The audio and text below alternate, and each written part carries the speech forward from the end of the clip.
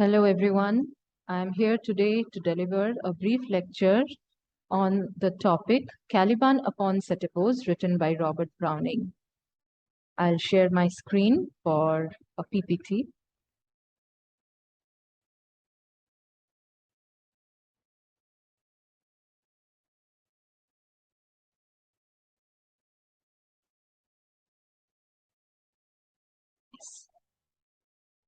So, this poem was written by Robert Browning, and the nature of this poem is a dramatic monologue. He wrote this in the year 1864, and today I will give you a critical interpretation of this poem. So Browning takes on the third person initially. So he is giving a view of Caliban from the outside, from the exterior. And while giving voice to Caliban in third person, he is also allowing Caliban to view himself, to evaluate himself, to attain individuation, to attain self-awareness, and to attain individual agency. So when Caliban is, observing him from an exterior position, he is actually having the agency to self-analyze himself.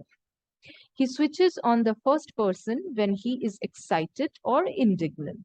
So when Caliban is talking about the miseries, about his own identity, about the torments that he has gone through, he takes on the first person narrative.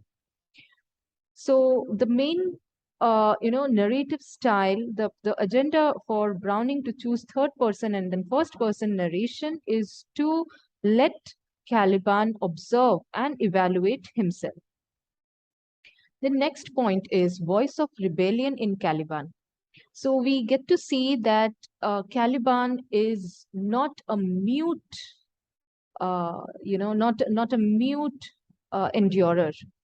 He is having a voice of rebellion, a voice of protest against Prospero and also against the imaginative creator whom he has named as Setebos. So he is not silenced, although his body is dominated, controlled by Prospero, but his mind is not yet dominated. He is getting inside a cave and venting about Prospero and talking against Setebos and showing the differences between himself and Setebos. But we get to see that rebellious side of Caliban.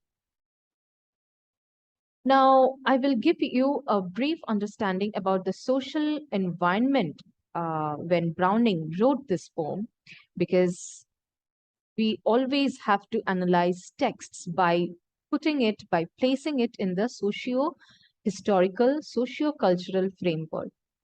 To understand the text better, we need to understand the times of that society. We need to understand the characteristics of that society, because all the artworks are driven by social influences.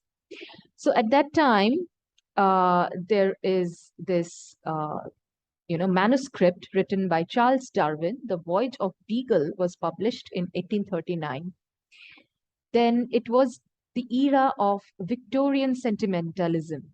So Victorian sentimentalism grappled the society.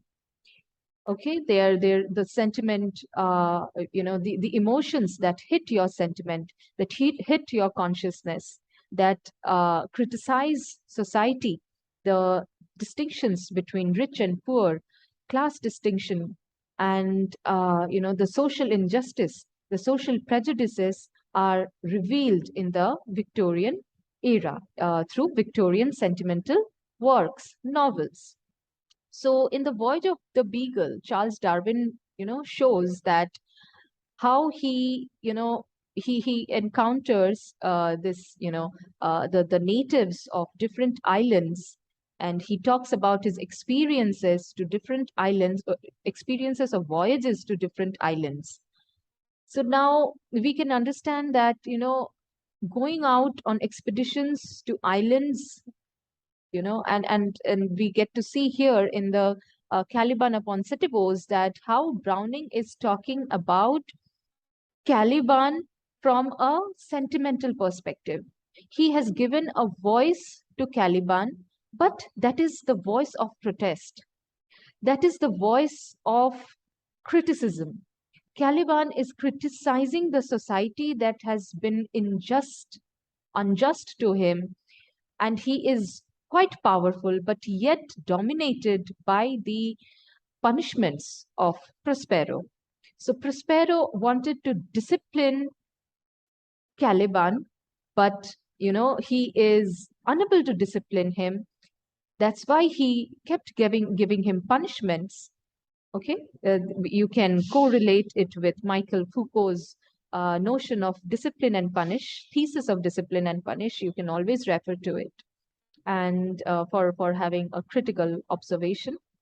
So, you know, uh, now coming back to the Victorian sentimentalism, so there are Victorian novels by Lawrence Sterne, then Matthew Arnold, and let's say Oscar Wilde, Charles Dickens.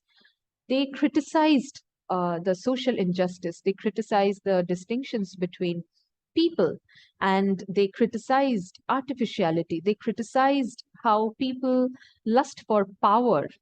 Okay, and at the end, how the poor or the ones who are being dominated get justice. In most of the Charles Dickens novels, you will see that there is a change of heart, there is a change of thought.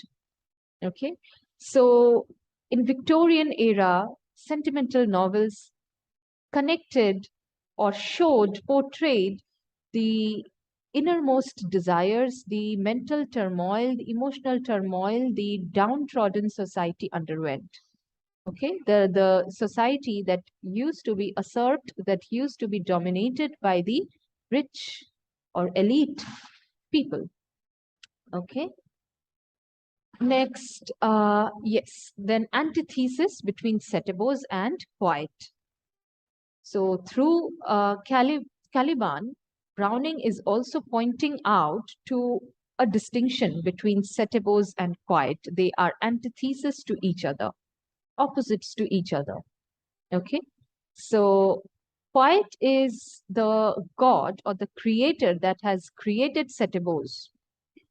But quiet has no emotions, no understanding. It just creates without any reason. But Setebos is a creator who is purely made out of evil. He is made out of ill at ease. He is made out of the coldness. Okay. And so there is a polarity between Caliban and Setebos as well. Setebos, without any reason, without any logic, he torments his creations. He torments those who he has created. But Caliban doesn't behave in this way. Caliban has ethics, has an ethical policy. He saves the bees, but kills the flies. Okay, but because bees, they toil, and flies, they irritate. So behind Caliban's every action, there is a logic. Next. Caliban disagrees with his mother, doesn't expect any afterlife, damnation, or salvation.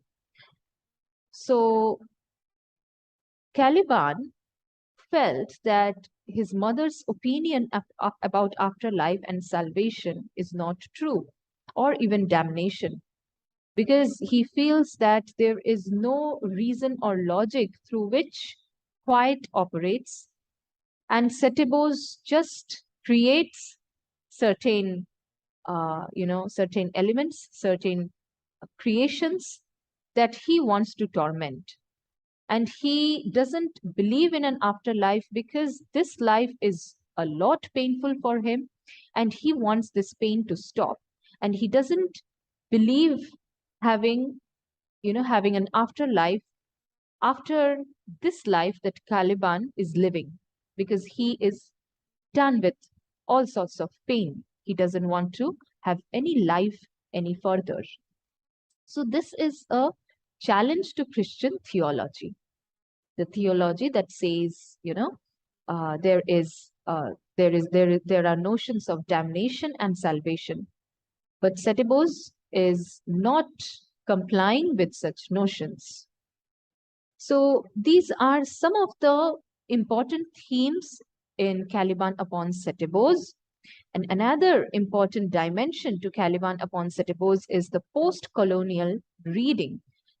So post-colonial interpretation talks about power relations between societies, between people.